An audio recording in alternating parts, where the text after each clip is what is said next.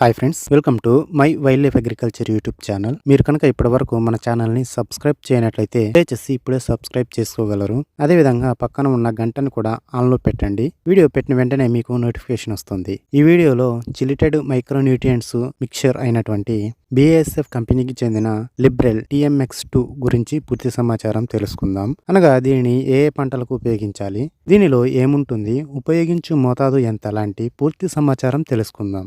దీనిలో ఉన్న micronutrient compositions చూసినట్లయితే zinc 3%, iron 2%, copper manganese 1%, molybdenum boron 0.5%, మొత్తం 6 రకాల సూక్ష్మ పోషకాలు ఉన్నాయి.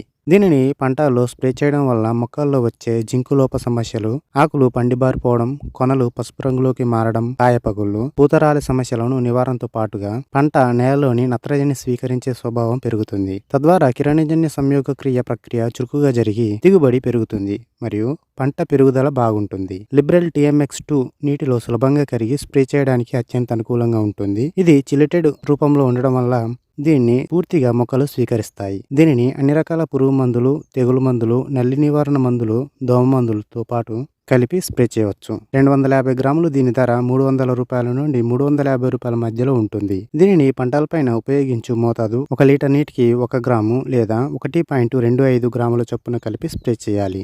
వీడియో చూసినందుకు ధన్యవాదములు. Thank you for watching this video. Thank you.